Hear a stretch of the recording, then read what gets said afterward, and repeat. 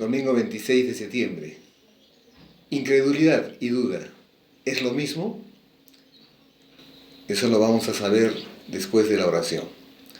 Padre, te damos gracias en el precioso nombre de nuestro Señor Jesucristo, porque tu palabra es más cortante que espada de doble filo, que penetra hasta lo más íntimo de nuestro ser, hasta la división del alma y del espíritu, que discierne los pensamientos de las personas. Y hoy día con la ayuda del Espíritu Santo, Padre, vamos a discernir sobre incredulidad y duda, a la luz de tu palabra. Gracias, Padre, en el nombre del Señor Jesús. Todos decimos amén. Aleluya. Decíamos al comienzo, incredulidad y duda. ¿Es lo mismo? La duda no es incredulidad, pero puede llegar a serlo. La duda puede ser hasta normal en la vida de fe de cualquier creyente. Y es por nuestra naturaleza humana. Pero, ¿cómo puede la duda convertirse en incredulidad? Primero vamos a ver qué es incredulidad. Viene del griego apistía y apistos, falta de fe. Pero es una decisión deliberada de rechazar a Jesucristo y a todo lo que Él representa. Y hemos visto la palabra incredulidad, cuya raíz viene del griego, y como todos sabemos, el Antiguo Testamento fue escrito en hebreo y el Nuevo Testamento en griego, koiné. Entonces, esta palabra no la vamos a encontrar como incredulidad en el Antiguo Testamento. ¿Qué es lo que va a decir en el Antiguo Testamento? No creyeron, no obedecieron a la palabra, etcétera, etcétera. Pero vamos a ver estas dos palabras, incredulidad y duda. Entonces decíamos que la duda no es incredulidad, pero puede llegar a serlo. Bien, hermanos. Entonces, la duda es totalmente diferente a la incredulidad. La duda es vacilación del ánimo en torno a la fe. No hay certeza en lo que se cree. Y sería contrario a lo que es la fe, porque la fe, dice Hebreos 11:1, que después la fe, la certeza de lo que esperamos, la convicción de las cosas que no se ven. Entonces, la duda puede resultar en determinado momento muy peligrosa y nos puede llevar a la incredulidad.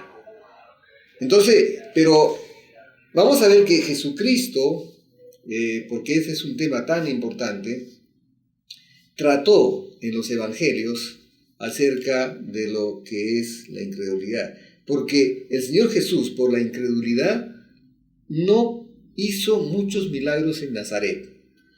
Vayamos a la palabra en Mateo 3:58. Jesús está en Nazaret y dice en el versículo 58, y no hizo allí muchos milagros a causa de la incredulidad de ellos. Es más, el Señor Jesús estaba asombrado de la incredulidad de sus paisanos. Y nosotros también podríamos decir lo mismo, ¿no? Pero está hablando de sus paisanos, de los que vivían en Nazaret. Dice Marcos capítulo 6, versículo 6, y estaba asombrado de la incredulidad de ellos, y recorría las aldeas de alrededor enseñando. Entonces, es un hecho real, y desde siempre estuvo en el corazón del hombre. Por eso que el Señor Jesús reprochó a sus discípulos por la incredulidad que ellos mostraban. Y vamos a ver en Marcos 16:14, dice, finalmente se apareció a los 11 mismos, estando ellos sentados a la mesa, y les reprochó su incredulidad y dureza de corazón. Miren, la incredulidad no es otra cosa que dureza de corazón, ¿no? Hay mucha gente que escucha la palabra, hay mucha gente que inclusive puede conocer la palabra, aprendérsela la palabra. Es más, inclusive la puede compartir, la puede enseñar, la puede predicar, pero realmente por sus hechos nosotros nos damos cuenta que no cree, porque tiene que ver con la dureza de corazón. Porque no habían creído a los que le habían visto resucitado, termina diciendo Marcos 16, versículo 14. Pero vamos a ver ahora ya en la iglesia de Jesucristo, una vez que Jesucristo parte a la diestra de Dios Padre, y después de Pentecostés, vemos a una iglesia que se está desarrollando, que está creciendo en fe, guiados por el Espíritu Santo. Y ya hemos visto muchas veces la conversión de Pablo, ¿no es cierto? Perseguidor de cristianos, ahora es perseguido por causa de Jesucristo. Y el apóstol Pablo reveló cosas acerca de la incredulidad. Vamos a ir a Romanos, capítulo 3, porque vamos a ver que la incredulidad no va a anular la fidelidad de Dios. Dice el versículo 3, bueno, desde el versículo 1 podemos leer Romanos 3. ¿Qué ventaja tiene pues el judío? Está haciendo una comparación entre judíos y gentiles. Gentiles somos nosotros, los no judíos. ¿Qué ventaja tiene pues el judío o de qué aprovecha la circuncisión? Todos sabemos que la ley donde ordenaba la circuncisión es para los judíos. La ley es para los judíos. Nosotros no vivimos bajo la ley, sino bajo la gracia, ¿no es cierto? Entonces, ¿qué ventaja tiene pues el judío o de qué aprovecha la circuncisión? Mucho en todas maneras. Él pregunta y se responde, mucho en todas maneras. Primero, ciertamente, que les ha sido confiada la palabra de Dios a ellos, ¿no es cierto? A los suyos vino y los suyos no le recibieron, dice Juan 1:11 hacia adelante. Pues, ¿qué si algunos de ellos han sido incrédulos? ¿Su incredulidad habrá hecho nula la fidelidad de Dios? Y responde en el versículo 4, de ninguna manera. Antes bien sea Dios veraz y todo hombre mentiroso, como está escrito, para que seas justificado en tus palabras y venzas cuando fueres juzgado. Bien, entonces el apóstol Pablo reveló esta verdad. Luego vemos también que cita a Abraham en Romanos 4:20, un poquito más adelante, Romanos 4:20, está hablando sobre Abraham, que dice la palabra de Dios que Abraham creyó y su fe le fue contada por justicia, ¿no es cierto? Igual que nosotros. Dice en el versículo 20, tampoco dudó por incredulidad. Asocia la palabra duda con incredulidad. Dice, tampoco dudó por incredulidad de la promesa de Dios, sino que se fortaleció en fe dando gloria a Dios. Pero esta incredulidad, como lo podemos ver en la Biblia, está presente en los judíos. Y el mismo apóstol Pablo va a hacer nuevamente una distinción entre judíos y no judíos. Porque si los judíos rechazaron a Jesucristo, al Evangelio, el Evangelio vino a nosotros y nosotros creímos, ¿no es cierto? Capítulo 11, vamos a ver el capítulo 11 y el versículo 20. Pero para entrar en contexto vamos a ver desde el versículo 13, porque va a hablar sobre la salvación de los gentiles. Porque a vosotros hablo, gentiles, nos está hablando a nosotros, por cuanto yo soy apóstol a los gentiles, honro mi ministerio. Por si en alguna manera puedo provocar a celos a los de mi sangre, o sea, a los judíos, y hacer salvos a algunos de ellos. Porque si su exclusión es la reconciliación del mundo, ¿qué será su admisión sino vida de entre los muertos? Si las primicias son santas, también lo es la masa restante, y si la raíz es santa, también lo son las ramas. Pues si algunas de las ramas fueron desgajadas, hace una comparación con una planta, y tú siendo olivo silvestre, o sea, nosotros somos olivos silvestres. Ha sido injertado en lugar de ellas y ha sido hecho partícipe de la raíz y de la rica savia del olivo, o sea, del olivo, eh, vamos a decir, bueno, del olivo, eh, que es lo que originalmente Dios deseó para los judíos, ¿cierto? Y has sido injertado en lugar de ellas y has sido hecho participante de la raíz y de la rica savia del olivo. No te jactes contra las ramas. Si te jactas, sabe que no sustentas tú a la raíz, sino la raíz a ti. Pues las ramas, dirás, fueron desgajadas para que yo fuese injertado. O sea, los judíos que no recibieron, que no aceptaron el Evangelio, ¿no? Dice, las, eh, las ramas fueron desgajadas, ¿no? Las hojas fueron desgajadas.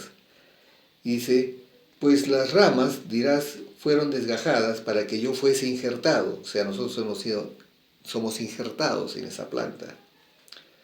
Bien, por su incredulidad fueron desgajadas, pero tú por la fe estás en pie.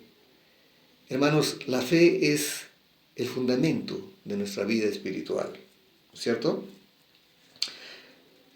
Y hace una advertencia, no te ensoberbezcas, sino teme, nos está diciendo a nosotros.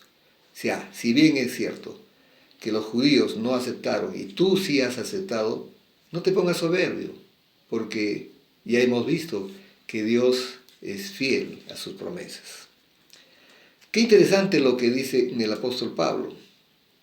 Pero esta incredulidad también vamos a ver en Primera de Corintios, vayamos todos a la Primera de Corintios, va a influir en el matrimonio, en nuestras relaciones sociales, en nuestras relaciones no solamente con hermanos en la fe, sino con gente a la que necesitamos predicar el Evangelio, ¿no es cierto?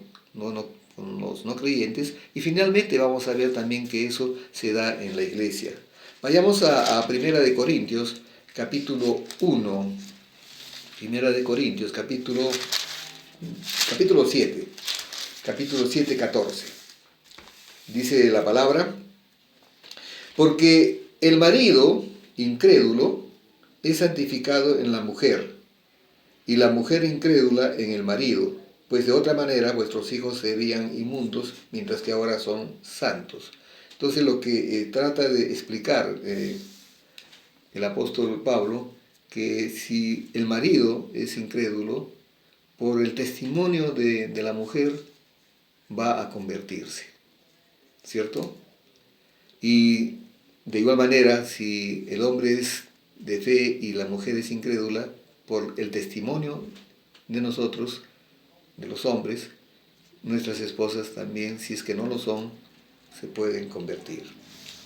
Y habla sobre una situación que se puede dar, y de hecho que se da, hermanos, cuando estamos hablando de la iglesia de Corinto, donde todavía mucha gente iba a esas ceremonias paganas, ¿no es cierto?, donde sacrificaban animales, sacrificaban los animales y después esa carne se la llevaban y la consumían, ¿no es cierto? Y les pongo en contexto porque, ¿qué ocurre si nosotros somos invitados, como vamos a ver ahora? Para nosotros los ídolos no son nada, ¿no es cierto? Así que, pero no hagamos ninguna pregunta, dice la palabra. Vamos a ver, sabiduría de origen divino. Si algún incrédulo os invita, dice, y queréis ir de todo lo que os ponga delante, comed, sin preguntar nada por motivos de conciencia. Entonces, él está hablando, por supuesto, a la iglesia de Corinto, ¿no? Dice, si un pagano no convertido te invita, tú no le vas a preguntar, ¿y esta carne la has ofrecido a los ídolos? No, simplemente no vas a preguntar nada. por una situación de conciencia. Porque para ti los ídolos no son nada. Y finalmente, hay algo que es bueno ver ahora, porque se ha dado en la iglesia muchas veces, y ustedes son los que se congregan con nosotros, que saben que es así. Alguna vez hemos llevado invitados, ¿ya?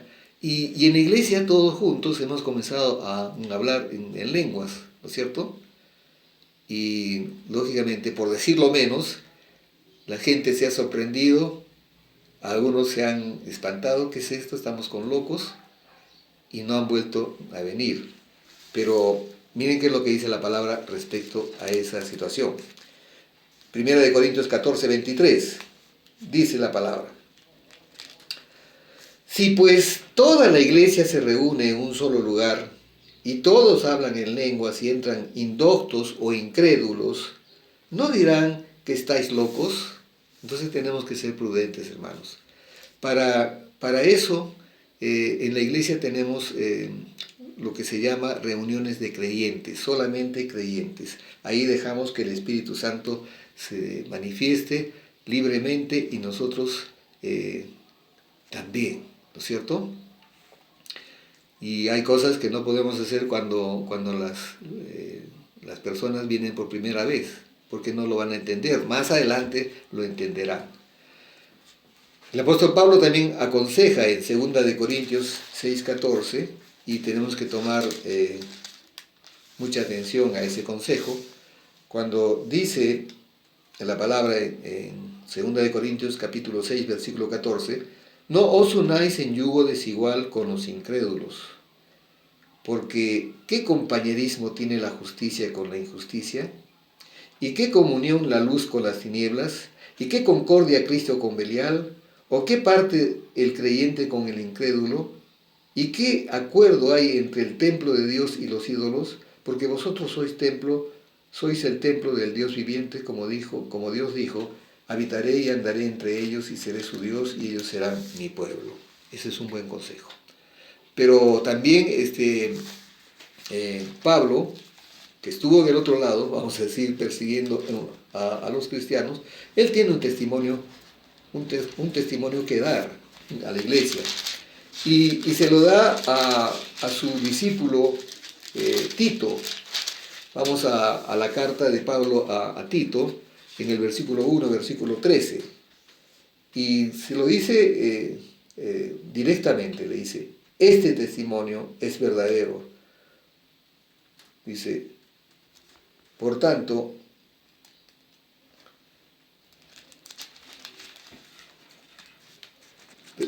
perdón, es primera de Timoteo. Entonces, el consejo que le da a su discípulo Timoteo, su hijo espiritual, su hijo en la fe. Dice, desde el versículo 12, vamos a leer, primera de Timoteo, capítulo 1, versículos 2 y 13. Doy gracias al que me fortaleció, a Cristo Jesús nuestro Señor, porque me tuvo por fiel poniéndome en el ministerio, habiendo yo sido antes blasfemo, perseguidor e injuriador, mas fui recibido a misericordia, porque lo hice por ignorancia en incredulidad. Más adelante Jesucristo le va a decir a Tomás, no seas incrédulo, sino creyente, en el Evangelio de Juan, capítulo 20, versículo 27. ¿No es cierto? Y finalmente el autor de Hebreos hace una seria advertencia a todos los cristianos.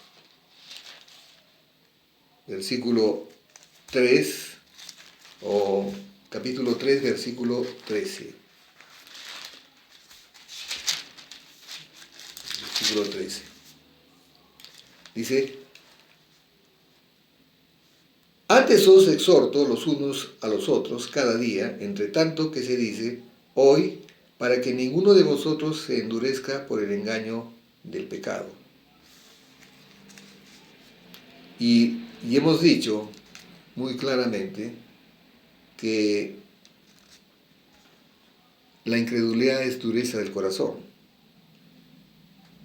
Pero en el versículo 12 dice lo siguiente: mirad, hermanos, que no haya en ninguno de vosotros corazón malo. O sea, el incrédulo no solamente tiene dureza de corazón, sino es un corazón malo, dice la palabra de Dios. Mirad, hermanos, que no haya en ninguno de vosotros corazón malo de incredulidad para apartarse del Dios vivo. Nosotros servimos a un Dios vivo, a un Dios que no tenemos que representarlo porque es espíritu, no tenemos que cargarlo, no tenemos que... Lo llevamos cada uno de nosotros, porque Dios ya no vive en templos hechos por manos de hombres, sino se ha hecho un templo en nosotros. Hemos hablado sobre la incredulidad, pero ahora vamos a ver sobre la duda. Jesucristo trata la duda. Y por eso decía, vamos a volver más adelante a ver en los evangelios cómo es que trata el Señor Jesús con la duda. En el Mateo, capítulo 14, versículo 31, ese pasaje donde el Señor anda sobre el mar y lo invita a Pedro a que camine sobre las aguas. Vayamos por favor, a capítulo 31. Desde el 28 podemos leerlo. Entonces le respondió Pedro y le dijo: Señor, si eres tú, manda que yo vaya a ti sobre las aguas. Y él dijo: ven.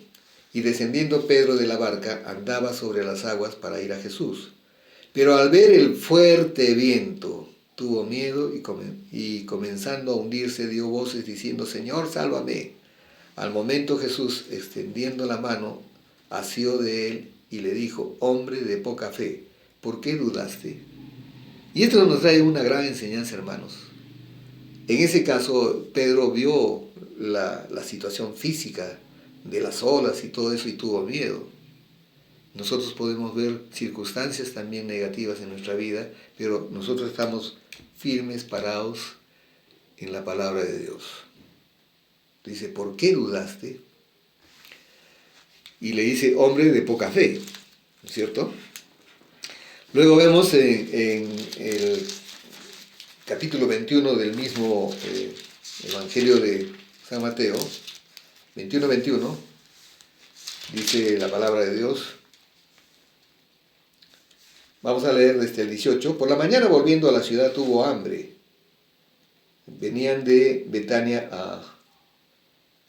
a Jerusalén. Y viendo una higuera cerca del camino, vino a ella, y no halló nada en ella, sino hojas solamente, y le dijo: nunca jamás nazca de ti fruto. Le habló a la higuera. Y luego se secó la higuera. Y viendo esto, los discípulos decían maravillados: ¿cómo es que se secó enseguida la higuera? Versículo 21, que es el que nos interesa. Respondiendo Jesús le dijo: de cierto os digo, que si tuvierais fe y no dudareis, no solo harías esto de la higuera, sino que si a este monte dijeres: quítate y échate en el mar, será hecho. Una fe que mueve montañas, una fe que mueve situaciones que nos parecen difíciles, imposibles, pero para Dios no hay nada imposible y para el que cree tampoco. Mateo 28, 17. Gloria a Dios. Desde el versículo 16. Pero los 11 discípulos se fueron a Galilea, al monte donde Jesús les había ordenado. Es donde les da la gran comisión. Y cuando le vieron, le adoraron, pero algunos dudaban. Hermanos, habían vivido 3 años con el Señor Jesús, habían visto señales, prodigios, maravillas, y algunos todavía dudaban, hermanos. La duda es común, pero es peligrosa, como vamos a ver más adelante. Bien, Santiago, el maestro cristiano, nos va a enseñar algo que tenemos que tenerlo siempre nosotros presente. Santiago, capítulo 1, versículo 6. Santiago, capítulo 1, versículo 6. Desde el versículo 5, podemos leerlo para entrar en contexto. Dice: y si alguno de vosotros tiene falta de sabiduría, pídala a Dios, el cual da a todos abundantemente y sin reproche, y le será dada. Ese es el versículo 5. Y hablando sobre lo mismo, dice: pero pida con fe, no dudando nada, porque el que duda es semejante a la onda del mar, que es arrastrada por el viento y echada de una parte a otra. Versículo 7. No piense pues quien tal haga que recibirá cosa alguna del Señor. Se dan cuenta que la duda es perjudicial, ¿no? Y yo quiero en este punto hacer unas reflexiones. El fundamento de nuestra vida espiritual es la fe en Jesucristo y en su obra terminada en la cruz. Y lo hemos dicho muchísimas veces, ¿no? Por eso somos cristianos. Si no, seríamos otra cosa. Nosotros creemos en Jesucristo y creemos que su obra perfecta y acabada en la cruz es la que nos dio, por gracia de Dios, salvación y vida eterna. Ahora, la duda en el creyente desaparece con una sana doctrina. ¿Qué cosa es una sana doctrina? Cuando esa enseñanza está fundada en la palabra de Dios, no en cuentos de viejas, no en me parece, no en cierta persona dijo, porque la duda nos puede llevar a la incredulidad, hermano, y la incredulidad es contraria a la fe cristiana. Entonces, algunos han recibido enseñanzas que no son bíblicas, que no son, y que por lo tanto no traen fruto. Y han creído en esas enseñanzas que no son bíblicas, y cuando ven que no funciona, entonces comienzan a dudar en todo y terminan siendo incrédulos. Pero lo que dice Hebreos 11.1 una vez más, es pues la fe, la certeza de lo que se espera, la convicción de las cosas que no se ven. Y quiero terminar con lo que, ahora sí, lo que Pablo le dice a Tito. Dice, todas las cosas son puras para los puros, mas para los corrompidos e incrédulos nada le es puro. Pues hasta su mente y su conciencia están corrompidas. Profesan conocer a Dios, pero con los hechos lo niegan, siendo abominables y rebeldes, reprobados en cuanto a toda buena obra. Hermanos, la incredulidad es peligrosa porque nos hace cínicos y fatalistas. Nos puede convertir solamente en chancadores de pecho, como muchas veces dicen, ¿no? Entonces, muchos hablan de Dios, pero sus hechos niegan todo lo que ellos dicen.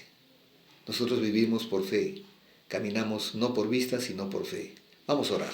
Padre, te damos gracias en el precioso nombre de nuestro Señor Jesucristo por este tiempo que hemos estado expuestos a tu bendita palabra. Gracias, Señor, te pedimos que el Espíritu Santo selle, fije en nuestro corazón tu verdad y podamos vivir por ella, podamos ponerla por obra cada día, desde hoy y por siempre. Gracias, Padre, por tu palabra, en el precioso nombre de nuestro Señor Jesucristo. Amén. Hermanos, que tengan un domingo sobrenatural y los esperamos en el siguiente mensaje.